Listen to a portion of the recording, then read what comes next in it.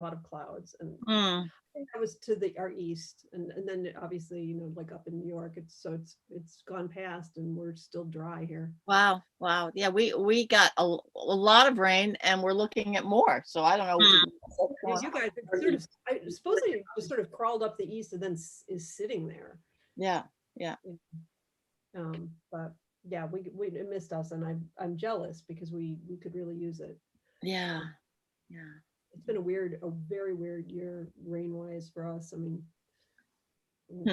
barely getting any, and we had a dry spring too, which is just, here it's usually pouring thunderstorms. Yeah.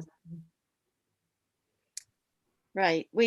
I have to say, I didn't mind the fact that we didn't get 10 feet of snow in March. But now it is, when I was weeding last week, I'd pull up a weed and there would be just dust flying everywhere, We're probably live. So no, we're not quite live yet. We don't have any attendees in the room yet. So okay. All right. All right. So we can wait a little bit here. They don't want to hear about my garden, Sandy? The sun just came out for the first time in how long has it been? I know. We got to deal with that, right? Too bad it wasn't raining right now. I know. It feels like it's been weeks, but Yeah. Good mushrooms.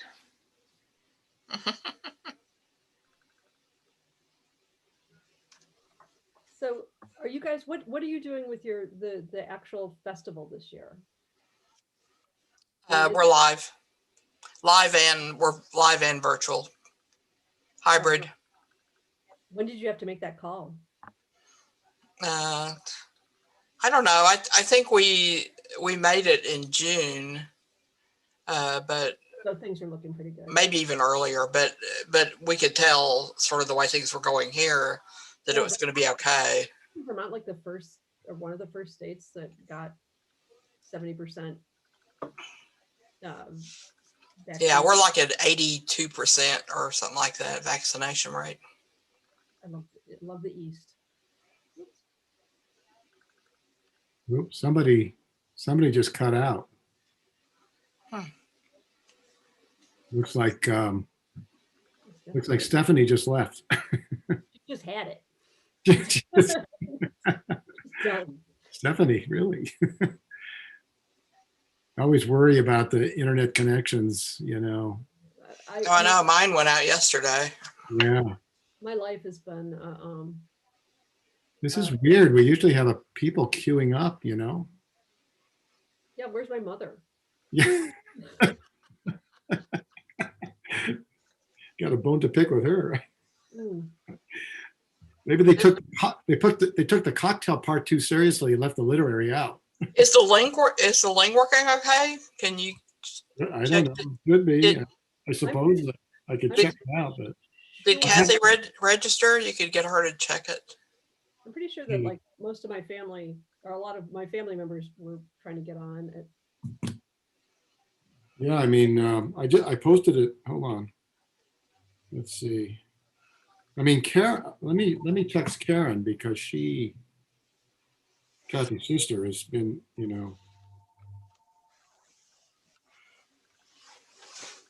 Usually they will text me or something. Oh, there's Stephanie.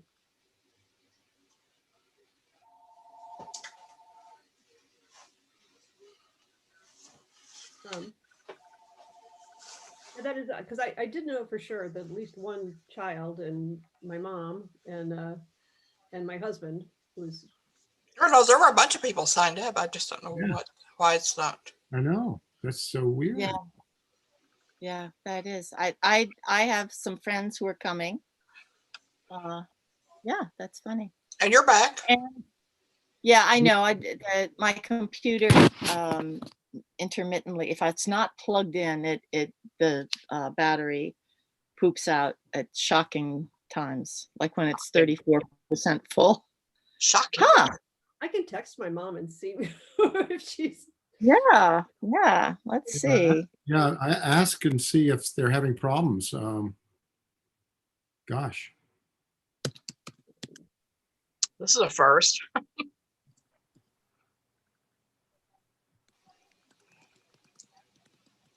Unless they're all waiting to watch it on YouTube. No, no, wait a minute. I haven't gotten texts from anybody saying they can't get in. Let me just check. Let me just check waiting room. Maybe the waiting room.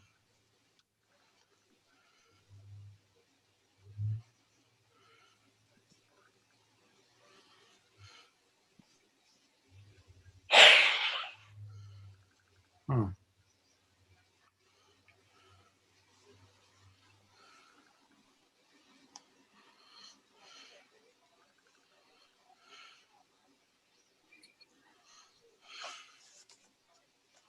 No, I don't know. That seems to be okay.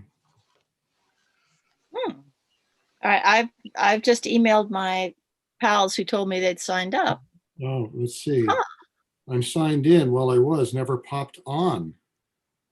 Okay, you know what? Maybe we should just go live. Wait, hey, just a sec. Here's my Okay. husband. Did you try to get in? Yeah, What's the deal? it's just, the circle's just going around and around and around and around. Well, it's saying it was waiting. It says it's supposed to start at 5 o'clock. Okay, there's just a circle going around and saying it's supposed All to start right. at 5 o'clock. Why don't we just go live and see if we got something going here? I've never run into this before. And there's nobody in the waiting room. We usually see a list of people waiting to get in. But you clicked on the link. Yeah, Yeah. it said I registered, let me in and everything. And then it's just, It that says little it's, circle's going around. It says All right. starting at 5. Why don't we start the webinar and maybe just chat a little bit before and see if people, I'll be able to see if people are coming in. Okay, my mom just said the same thing. okay. So Okay, was so it the most recent link, KT, that they hit, or an I earlier one? just signed up for it now. Yeah, well, there's only one link. Oh, okay. All Once right. you register, you Sorry. get the link. So, all right. So I'm just gonna start the webinar. So you'll be live, okay? Okay. And Okay. hopefully we'll see See if people. anybody's coming in. there. Okay. All right. Are you starting it on Zoom? Okay, here we go.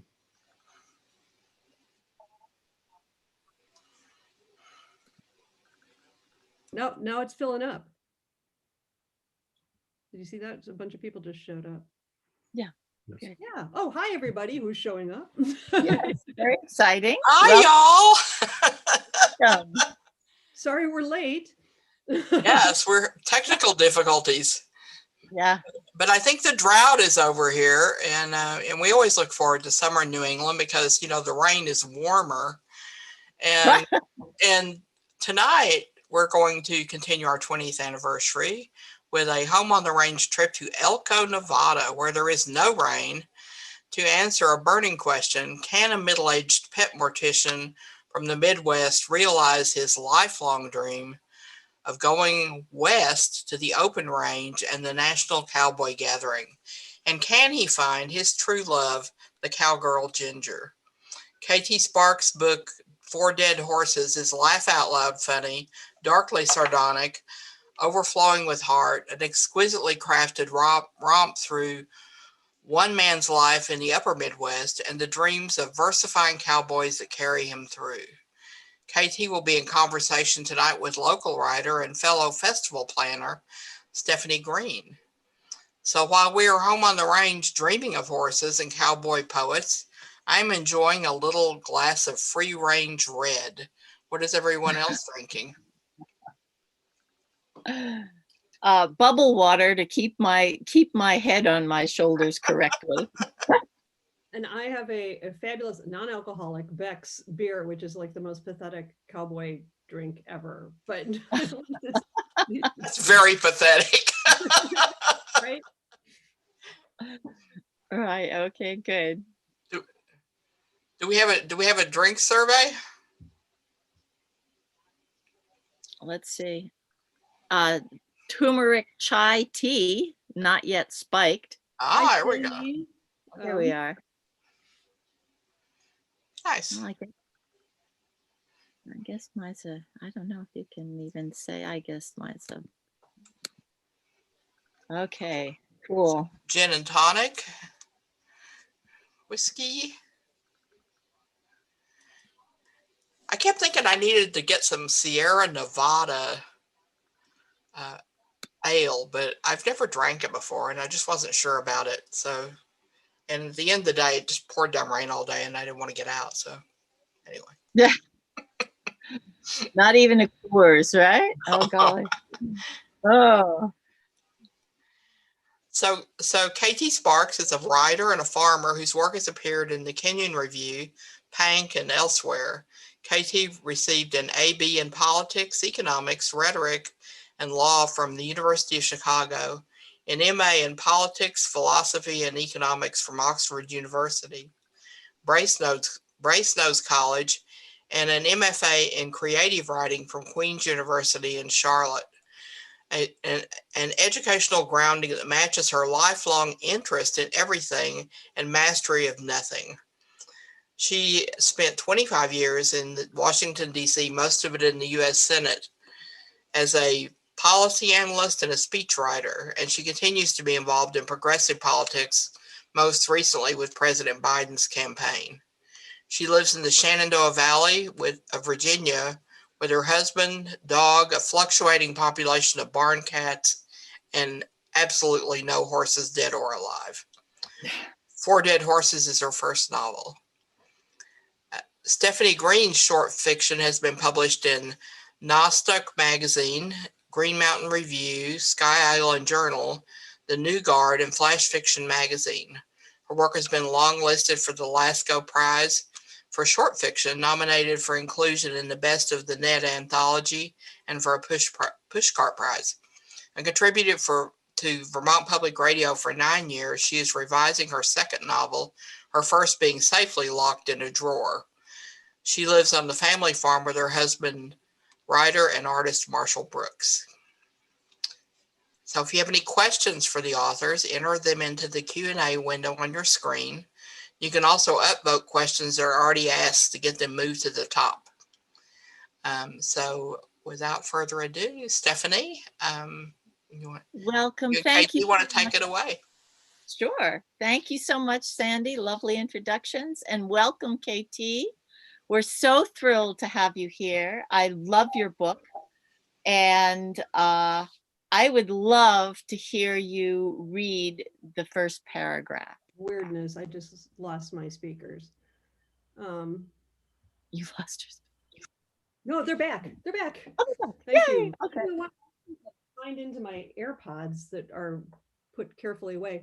It's like the computer gods are against us today. So I'm sorry, Stephanie, I missed what you just said since it was talking into my AirPod case. No. I was singing your praises, and I'd love to hear you read the first couple of paragraphs from this wonderful, funny, heartwarming book. Absolutely. I'll just start right ahead. Martin Oliphant had always hated horses, their staggering stupidity, their unexplained, unexpected, and ever-explosive snorting, the way they twitched distinct patches of their skin to dislodge flies, the way they shied madly at the most innocuous occurrences, a golf umbrella at 50 feet, a leaf falling from, of all places, a tree, a bale of hay stacked exactly where it was supposed to be stacked and had been stacked for the last month. Martin Oliphant hated horses, but he didn't, it must be said, wish horses dead. It must be said because horses died around him, died or almost died, at Martin's hand or almost at Martin's hand. And it was horses, dead ones mostly, that blazed the trail to his life-forging passion. Horses brought Martin to cowboy poetry, and horses, live ones mostly, were cowboy poetry's central theme. Oh, thank you. Thank you. Now, this begs the question, do you actually like horses? It's funny. I really like horses. I like horses, and I like, I love Western riding, and I am a lot like Martin in this, in sort of in the matter of horses, where I see myself as a fantastic Western, like a real cowgirl, but I actually have neither the talent nor the I mean, I don't practice. I ride once a year. and have for most of my life, and on a 1 week a year dude ranch vacation. But you know, I'm not particularly good at it. But I see myself as this fantastic writer, and I even to the point where I took lessons out here, and I live in hunt country, which is not a place where there's much Western riding. But I managed to find this barrel racing stables out here, and I took lessons, and I went with like the little kids. There's actually a scene in the book that is reminiscent of where Martin goes to a horseback riding lesson with a bunch of little girls. Where that was me. I go with a bunch of little girls. They're all better than I am. I'm terrible, and to the point where this woman who teaches the riding here, who has made her name for being able to teach anyone to ride, had sort of gracefully exited me from my lessons the day I almost killed one of her best horses by like having it charge out of the arena with me still on it. It almost decapitated me too, which probably would have been bad for business. But because That's I the next book, literally right? she pretended that she was like changing, she was going to move her business, which she didn't, so that I wouldn't call up and ask for any more lessons. So, Oh, oh no, oh I no. would love to be a good writer, but I am not a good writer. You know. But yeah, you know, I always thought that the pommel was a really wonderful invention, you know, to just hold on to. So from this horse, the horses or the vehicle, as it were, for Martin, in his discovery of cowboy poetry, tell us about your discovery of cowboy poetry. The actually tremendously embarrassing thing is that I actually thought I invented cowboy poetry. Now, cowboy poetry, what it actually is, it's this sort of incredibly rich performative folk art that started among the cowboys on the post-Civil War cattle drives, the Chisholm Trail, and all those times where the cowboys would be out, and they would do what they could to entertain themselves in the evenings, and recite poetry was one of those things, and these were educated people. It was very sort of Homeric, you know. They would cite these long poems, and some of them were songs, but that was less common. It was actually more common for them to be reciting poems, and this sort of continued. It was and they also wrote some of them. Some of them were a lot of them were written by the guys out there. They would do that when they're on the trail. That's why they're very rhythmic. They're very formal. A lot of them. They're rhyming. They're in meter, and it continued. It continued even after the drives, and it was very popular in sort of Western papers. Would print a lot of cowboy poetry, and then sort of died out with the Hollywood cowboys, but it never really died out in the Western ranching communities. And in 1985, some sort of ethnographers who working with Smithsonian and with the National Endowment for the Arts pulled together some cowboys they'd sort of known who were ranching families who had been writing this poetry sort of for themselves and friends for really for years, and brought them together to in the first National Cowboy Poetry Gathering to do this recitation. And it's become the gathering itself, which is in Elko, Nevada every year, and there's a version of it in this book, has become like a real sort of big, like one of the greatest, I think, living folk arts out there. And so cowboy poetry is really, it's about writing the poetry. It's about reading the old poetry. It's mostly about recitation. And the whole performance and the sort of being able to stand up and recite the poems and sort of in the ways they did around campfires. So anyway, that's a long story. This has all existed for years and years and years. There's the Western, it's very popular in Western communities. Meanwhile, me, I'm writing a story. I was writing a short story, which was the first version of when Martin Oliphant, my main character, appeared, and in it there's his character is visiting a dude ranch, and and he is being made fun of by the Dude Ranch's cowboy poet, which is something I thought it was funny. I made it up, like that they would hire somebody to be a poet and they call him a cowboy poet. And so I'm thinking, this is hilarious cowboy poetry. And somebody was in a critique group was reading the story and they said, there's cowboy poetry is like a real thing. And I'm like, no. And so I started looking into it. And I'm like, wow, there's a huge, long 150-year tradition. And I thought I made it up. But once I started looking into it, I was just fascinated with it, and then thought about, look, what if a Midwestern guy with no sort of Western roots at all falls in love with this, with this folk art, and he has nothing in common with the cowboy poets, because cowboy poets, one of the sort of main tenets of cowboy poetry is that the poets are all working ranchers, or they work on ranches, they work with horses. A lot of them are rodeo riders, but that's part of it. It's a big part of it. It's a celebration of ranching and Western culture, and it's also by people who are in it. And so it is not the right thing for a Midwestern pet mortician to be in love with and want and make as his great goal. It's like me, making as my great goal to be a, I don't know, female bull rider. Right. It's like just not probably going to happen. It's but Well, we actually KT has supplied us with a clip of a gentleman named Shad Peel right. citing a poem, and I think we can He's share screens and do it. He's one of the modern cowboy poets.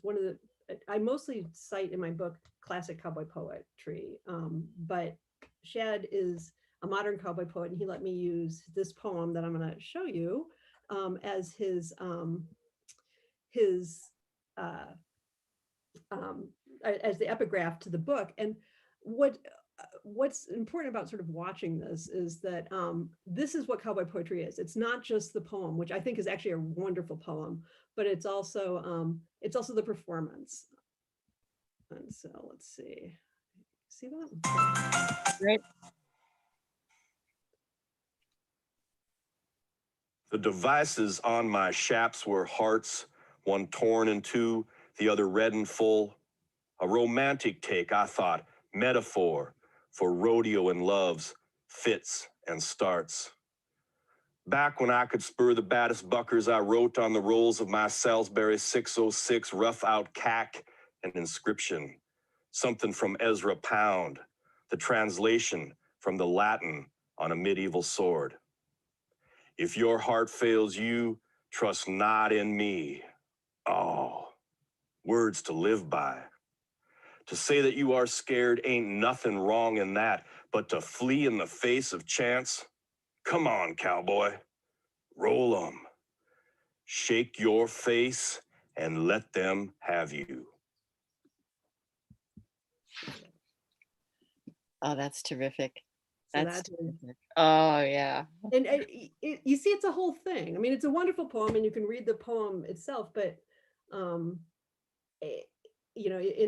my book, but it's also just, it's the performance, it's the delivery, and that's all part of it, and that's what makes it such an incredible art, and the fact that it's a living art. And so Shad is he's actually from a ranching family, but he was that poem is about rodeo riding, and it's using rodeo riding as a metaphor, but he was a rodeo rider. I mean, many of the really great cowboy poets are modern ones were rodeo riders. A lot of them run farms. That has such a lot of things that the cowboy poetry has. A lot of the use of language, which I love. The cowboy, like he talks about his Salisbury 606. That's a saddle. And what's a cack? Is a cack a saddle? Is a, let's see, I wrote that down. It's a small double cinch. Oh, it's what bronc riders use. It's a small saddle, like a double cinch. Okay. With those little right. saddles that they ride on. Okay. Yeah.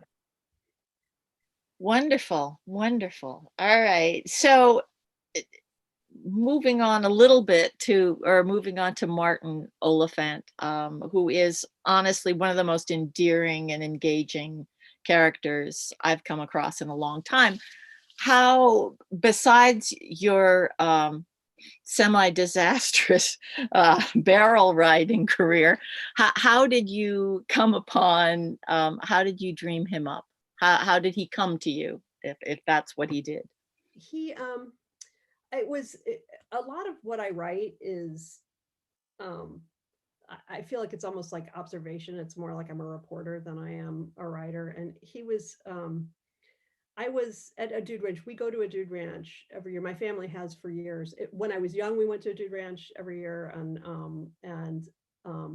now once I had kids, we started again, going to this fabulous, it's called Rainbow Trout Ranch. Everyone should go there. It's like the most wonderful vacation. They all pretend I know how to ride there. They like, you get to pretend to be a cowboy. It's like fantasy camp for, like for cowboy wannabes. Just a wonderful family place. But I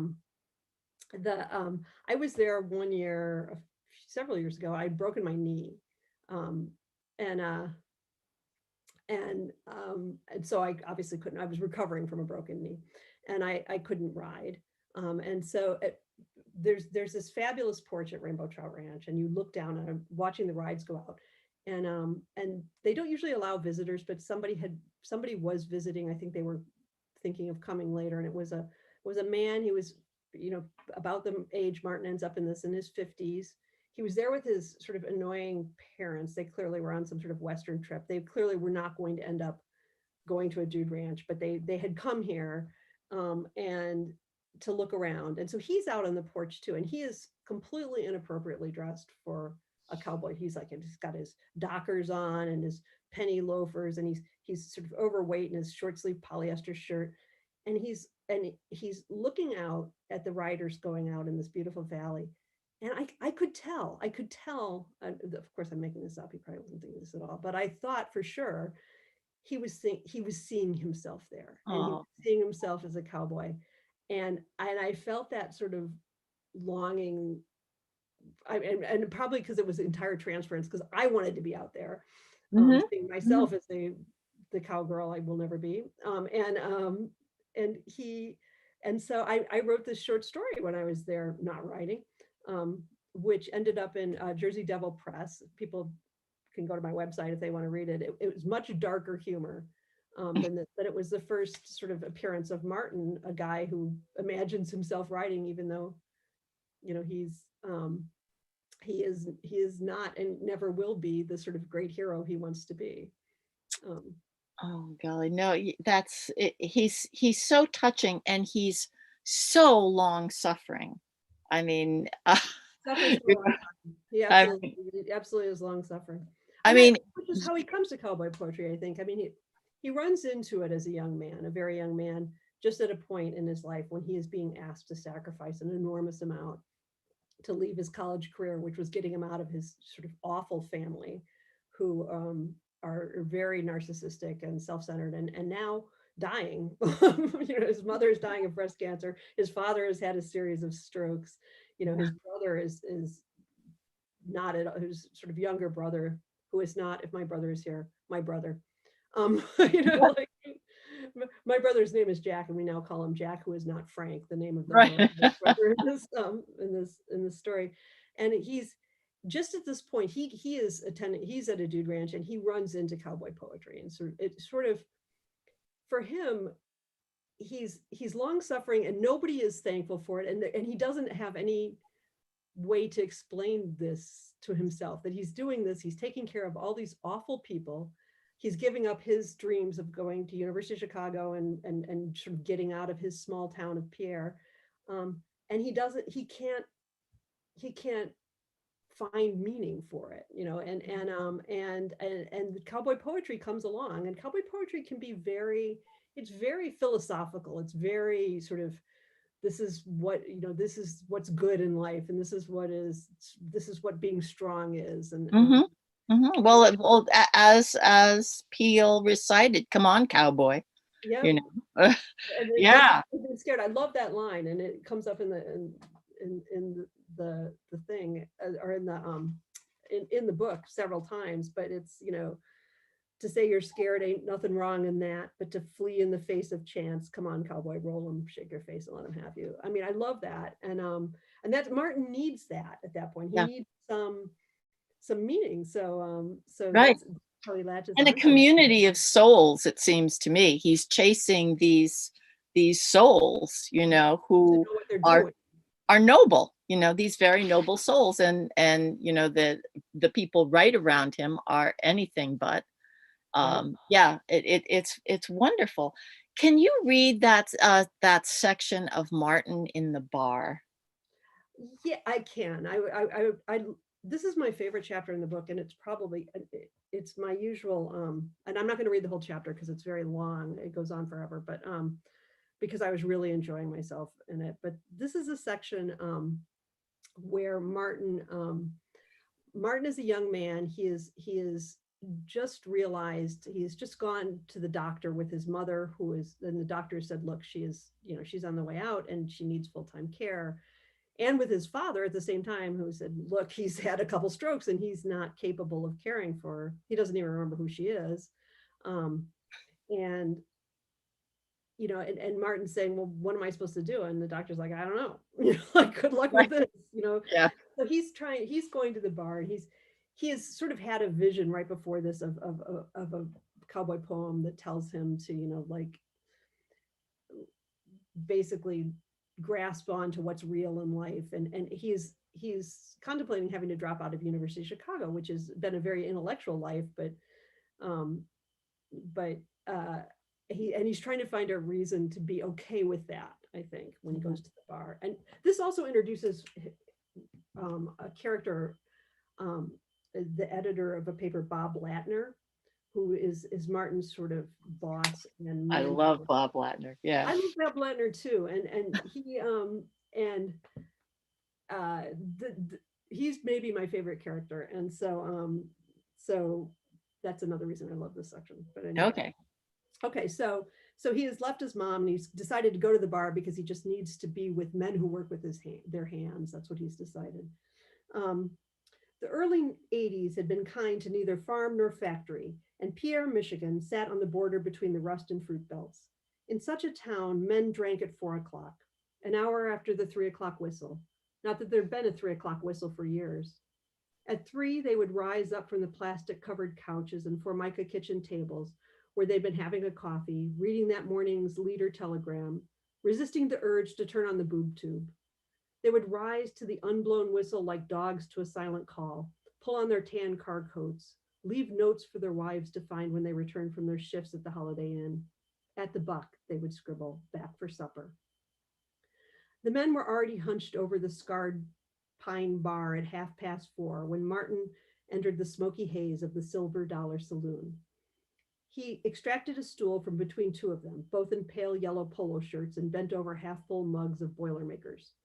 Martin signaled the bartender, Hank, a pink bowling ball of a man with perfectly round eyes and a perpetually surprised oval of a mouth. Hank puckered his lips and flared his cheeks. What'll it be, son?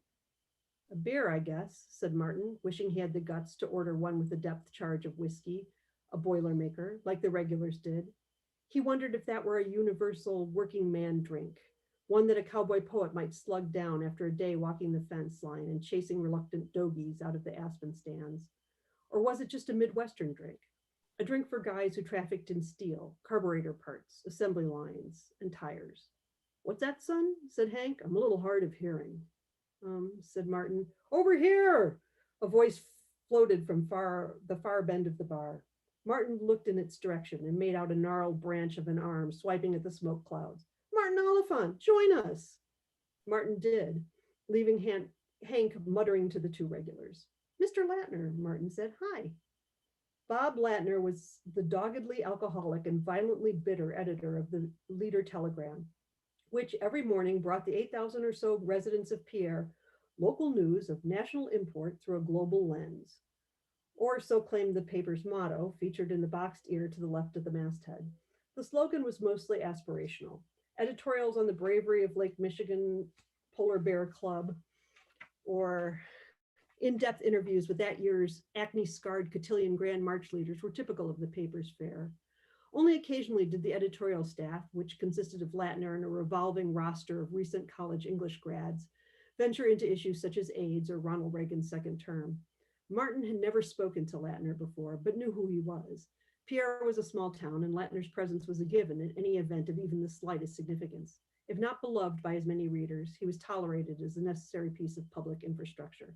Master Oliphant, said Latner, what's your pleasure? Martin wondered how long the newspaper man had been at the tavern. A beer? Martin said, then added, a Stroh's, inspired by the aqua neon sign behind the bar. It bathed Flip, the donut shop proprietor, sitting next to Latner, in an undulating blue light. A fine choice for the young prince. A Michigan beer for a Michigan man, said Latner, and yelled to Hank, one Stroh's with a Jim Beam chaser, on me. Stroh's is piss water, said Flip. Coors is what you want, but you can't get it here. My brother's going to bring me a case when he comes out. It's the water out west. It's pure. Don't catch on fire like Lake Erie do. You are a victim of advertising and corporate manipulation, my friend, said Latner, a shill in the three-card Monte game known as manufactured scarcity. Flip nodded, as if he'd known that all along. How's your mother doing? He asked, lifting his drink with both hands and taking a sip. Piss water, he mumbled. Okay, Martin said, horrified to hear his voice crack. Good to hear, said Flip, burying his face in his stein and shutting his eyes. Excellent news, said Latner. He patted Martin's hand, now flat in the bar, moved to do so again, seemed to think better of it, waved off a non-existent fly. The editor made a show of studying the Stroh's sign while sneaking glances at Martin, in sympathy perhaps, more likely concern that Martin might start blubbering. Martin understood. He shared that concern. Hank arrived with Martin's mug of Stroh's and the shot of Jim Beam. He kept his hand in his lap and stared at the two glasses, the mug filled with bubbling liquid that was, Flip was right, urine yellow, the shot glass almost overflowing. Before Martin could stop himself, he leaned over it and sniffed at it. Like this, said Flip, snatching the shot glass from under Martin's nose and dropping it in the beer. Bubbles followed the pony as it floated to the bottom of the mug. A thin layer of foam slid over the side and puddled around the base. Pretty, said Flip.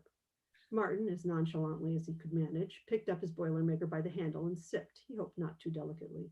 The first taste was all beer. He took another sip, one he thought might even be described as a slug.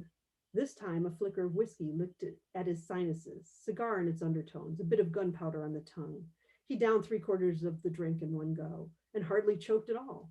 Latner laughed and pounded him on the back. Another here, he called to Hank, and one more for me as well. You're okay, Martin Oliphant. Martin nodded, coughed once more. He was okay. That's why he was here right now and not at home warming up banquet Salisbury steak dinners for his mom and Frank. He was okay here, away from Hyde Park, among the men who worked with their hands, or pens, or fried dough. So, said Latner, headed back to school soon? Chicago, right? Fine school. Saw Bellows there, if I'm not mistaken. Bit over the top in their economics, but I don't suppose you're studying economics. Political science, said Martin, but not anymore. I quit. And Martin realized that, in fact, he would quit. Shame, said Latner. What's next for you? Martin finished his drink, caught one-handed the fresh mug Hank slid to him, drained half the glass, banged it down as he noticed an old man on the other end of the bar had done, shot the whiskey and slugged back the rest of the beer. Another, he rasped. And what's next for me is poetry. Capital, said Latner. Next round's on you. Not too many poets here in Pierre, an open market. I'm a limerick man myself, said Flip. Martin wiped a tearing eye with the back of his hand, an eye tearing not with grief for his infirm mom or his newly aborted academic career, an eye tearing from the alcohol-infused stomach acid that had somehow lodged itself in his nasal cavity. Martin wasn't much of a drinker, and he hadn't had anything to eat since a bowl of Lucky Charms that morning. But he found he liked this drink, this Boilermaker. It could well be the perfect drink. Had it been made with Coors beer followed by a shot of rot gut brewed in some Montana outlaw hidey hole, it would have even more fit his mood, his hunger at the moment. But this was close to what he needed, damn close. His third Boilermaker arrived, and this time he dropped the shot glass in the mug with a splash that raised a cheer of huzzah from Latner, and that's away from Flip. Martin wiped the foam from his upper lip and grinned. Two men closer to Martin's age than Latner or Flip pulled out stools at the long side of the bar around the corner from Martin. They both wore tight bell bottoms and matching denim vests over button-down polyblend monochromatic shirts, one mustard, one burgundy. Both had wet hair slicked back into tails that licked at their collars. One had a well-trimmed mustache, the other a scar that ran across his right cheek. Their aftershave reminded Martin of the smell of cabs he'd taken from the South Side to downtown Chicago. Pine, cardamom, coffee, Lysol. Hank brought the two men beers without either ordering. Martin noticed they didn't get whiskey shots and wondered if Boilermakers were an old man's drink. Martin motioned Hank for another round and what he thought was an understated flick of his finger, but might have been a bit more because Flip snorted and Latner chirped, "Ride 'em, cowboy." "Cowboys," Martin said to no one in particular as his fourth Boilermaker arrived. "Cowboy poetry, to be precise." "Arthur Chapman," said Latner. "Excuse me," Martin said. "You said cowboy poetry, and then I said Arthur Chapman, who, if you know anything about cowboy poetry, is a cowboy poet. Perhaps the best known of the cowboy poets." Latner stood up, tapped the bar with one bony finger, and recited, "Out where the hand clasps a little stronger, out where the smile dwells a little longer, that's where the West begins." Hank deposited the next round in front of Latner, Flip, and Martin, and Latner bowed, arm stiff across his stomach, toward his latest beer. "These are on Martin," he said, "the cowboy poet." Martin didn't protest, just stared at Latner, who bowed again, this time immersing his thin nose and rectangular mustache into the beer, like a perpetual motion dipping bird sans red top hat. "I don't know that one. Arthur Chapman? You don't know Arthur Chapman? You don't know the classic Out Where the West Begins? What?" He hopped back on his stool, mustache dripping. "Do they teach in the Pierre public schools these days?" He cleared his throat, closed his eyes, poked Flip, who had put his head on his arms, and trumpeted, "Out where the sun is a little brighter, where the snows that fall are a trifle whiter, where the bonds of home are a wee bit tighter, that's where the West begins." "Is that it?" said Martin. "No," said Latner, "it goes on forever." "Do you need a job, by the way? Maybe the Leader Telegram should start a regular poetry column, cowboy poetry, or maybe for the local audience, angler poetry, or sailor's poetry, or small town blowhard poetry." "Really? Of course," said Martin. Latner was probably kidding, but Martin was drunk, and Latner's nonsense was making more sense at the moment than anything he'd studied at U of C. "Bowling poetry," said Flip, and he put his head back down. But can I trust an inexperienced college dropout who doesn't even know Out Where the West Begins? How are you with limericks? Flip is always saying we ought to do a limerick column." With one finger, Latner fished for Flip's latest shot and pushed his own empty glass back to Flip's side. Without lifting his head, Flip said, "There once was a woman from Nantucket." This was another sign, of course, that Martin had found someone who knew of cowboy poetry, who knew more than Martin did about cowboy poetry, in Pierre. He was in the right place. He was being called. "What we ought to do," said Latner into the thinning hair on the back of Flip's head, "is a multi-part series on the life of Arthur Chapman, concluding on Sunday with an entire edition devoted to his poetry. Out Where the West Begins, of course, but also, the rest of them." "That's a great idea," said Martin, more loudly than he intended. Flip snorted. "And Martin will write it," said Latner, and flew back Flip's shot. "Martin will be my assistant, my muse, my journalistic journeyman, my literary lug nut." "I will," said Martin, "I will." "What about that other guy?" said Flip. Greg Lugnut? "Greg Lang," said Latner, "is a muscle-bound moron. I'm firing him tomorrow." "He can sure write about basketball." This from one of the denim-clad men, the one with the mustache not unlike Latner's, though more carefully trimmed. "And you can't," said Flip to Latner. "Point taken," said Latner. "Well, we'll no longer cover basketball, though that'll mean the end of the paper, as most of our readers can only open the broadsheet for the PPHS scores. But no price too high for art. No price too high for cowboy poetry, right?" He gestured at Martin without looking at him. "Another round?" said Hank. "No," said Martin. "Of course," said Latner and Flip at the same time. "No drink too many for cowboy poetry," said Martin, as Hank went to fetch their order. Oh, wonderful. Wonderful. And this one, that goes on probably too long, but I found it so amusing. Oh, it's perfect jolly bar interaction. It's really That bar still exists in my hometown. It's actually, it's one of the things that I kept the name of. There is the Silver Dollar Saloon, and there was, my first boss was Flip the donut maker, who spent most of his nights making donuts and his days at the Silver Dollar Saloon, or the Buck, as they get called. Oh, that's great. So your humor is so wonderful. And tell me, are you just funny, or do you see humor as built into fiction as serving certain literary purposes, or both? I mean, it's kind of It's funny because I actually have been asked to teach a class on humor writing, and I absolutely refuse, because I never set out to write humor. I never sit down and write, I'm going to write a funny book, or I'm going to write a dark humor, and most of my stuff is pretty dark book. And I don't know how one would do that. I'm terrible. Like, I can't tell a joke to save my life. You know, like I can't, you know, like I'm horrible at, I forget the punchline and my timing's all off. And the way I write, I feel like I just am observing things. I'm playing things out in my head and I'm just observing them. And this is like, I mean, this is the way the world looks to me a lot of the time. I mean, it's sort of not on purpose that I put in there, and people will say, I'll get critiques on chat and they'll be like, this is, and you know, the humor in this is great. I'm like, this is supposed to be sad, or this is supposed to be scary. And it's like, but it always comes out, you know, funny, I guess. And I think I just see the world funny. Maybe it's a defense mechanism, but whatever. I mean, this is just, I cannot write another way. I've written terribly sad things and they come out funny. Huh. So how did speech writing work? I mean, yeah. Well, the worst part about that is that you get asked to write jokes in speech writing, and I can't write a joke to save my life. I can't write a thing that is like intentionally funny. Right. It just doesn't work, you know. It's for me, so you know, not well. You know, it's I mean, it's sort of speech writing is my strength as a writer is probably line to line stuff. I'm good at I can put sentences together, and that serves you in speech writing really well, and sort of construct stuff that way. But you know, it's an entirely different thing than writing fiction or character. Sometimes in speech writing, you're doing a little bit of character making. You're making, you know, sort of writing a play basically. But it's just a whole different set of skills.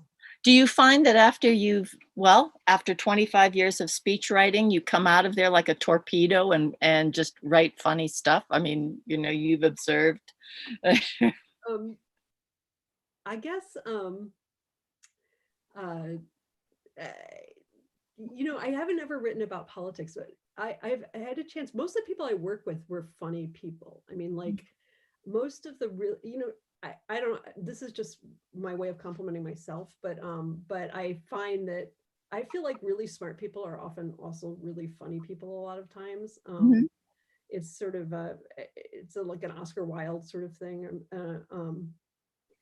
And so I feel like most of the people I worked with, even the man I spent the most time with in the Senate was Senator Herb Kohl, who's from senior senator from Wisconsin, and he's hilarious. I mean, he is really funny, and there was a high premium in our office communications on writing humorous things, and actually the person who Latner is based on, except this man was not an alcoholic, but he had a lot of Latner's, I don't know, characteristics, humor, was my first boss in there. The legislative director who I took over from, who is no longer alive, unfortunately. His name was Bob Seltzer. He was fantastic and he was hilarious. And so he taught us all, I mean, we all, you look at politics. I mean, a lot of what goes on in politics, it makes more sense if you tell it as a funny story. Right. Well, Latner seems to be able to roll with anything, you know. I mean, ready to deep six the basketball coverage, which is the life of the paper, and instead do limericks and cowboy poetry. And you know, I think you need that. Latner, I think, is in a constant. He's the kind of guy who looks for what is interesting and fun in the world, you know, while poor Martin is looking for meaning. You know? Right. Latner is not. Yeah.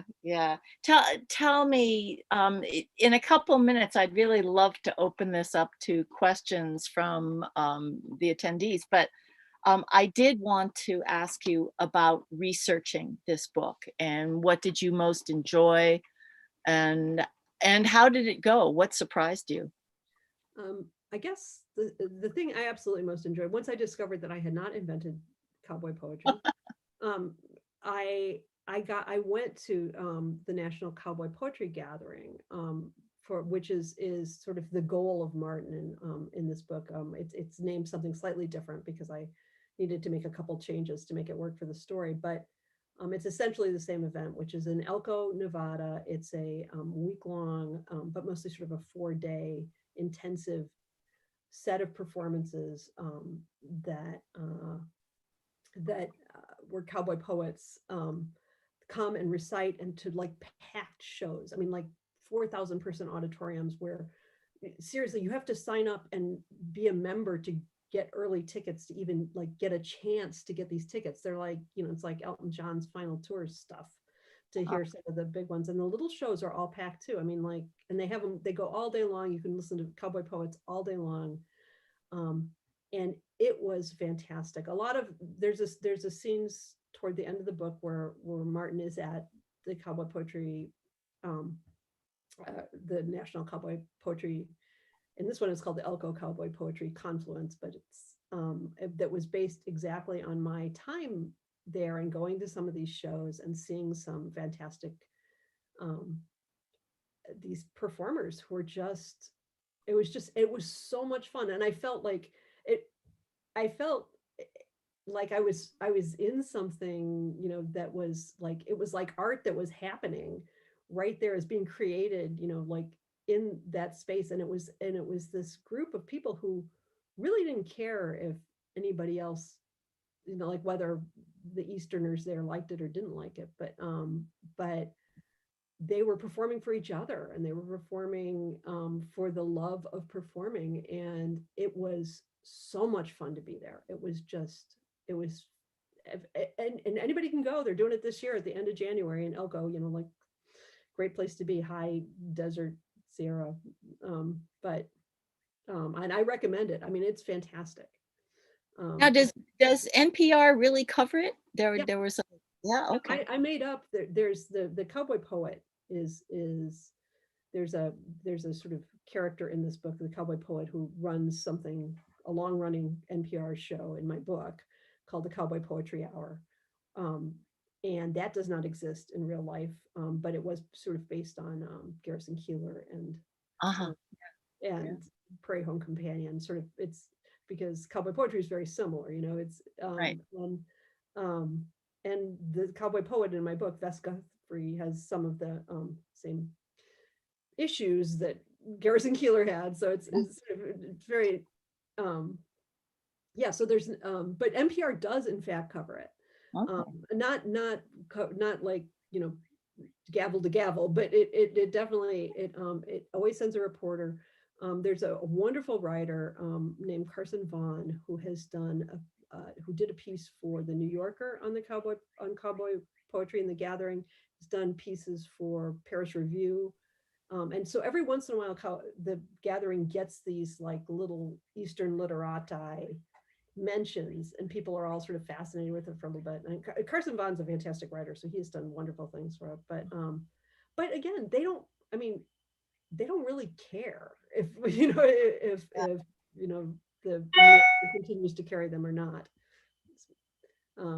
Okay, So, well, we are having a couple questions here. Elizabeth McAllister would like to know, what do you think is the value in writing humor? I mean, for me, the value is I get to be a writer, because I can't, as I said before, I can't write anything else. I don't really, I mean, I don't know if there is a particular value. I mean, it's a different way to swallow. I'm suddenly thinking Mary Poppins, you know, sort of spoonful of sugar, but it's a different way to swallow various sort of stories or life stories, some which are harder. I mean, there's a lot of humor in this, and yet, you know, 3/4 of the book is about somebody's mother dying sort of really tragically of breast cancer. And, you know, but, and that's, I think it's just another way to sort of get into these stories that are sort of universal stories that we tell all the time in literature, and we tell the same story. I mean, this is a hero's journey sort of story, a finding meaning sort of story. And, you know, you need to find different ways to tell the Right. same story. And some people, you know, some people like it. Some people don't like it, and I am totally okay with that. You know, like there are people who just are like, I do not find dead horses funny, and and one of my favorite authors, C.J. Hauser, who helped a lot with this book and helped name it.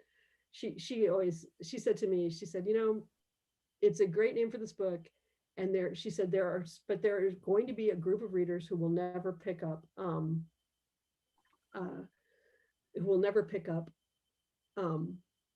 a book named Four Dead Horses.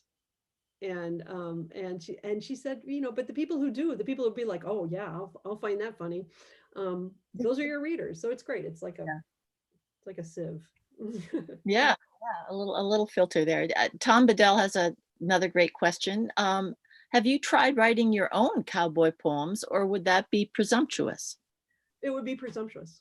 Yeah. You know, that was also when I first workshopped this, parts of this book in my MFA program, that was the question they asked. I said, oh, you do cowboy poetry? And I'm like, you know, the more I learn about it, it is a really, it's an art that, and I don't have any of the,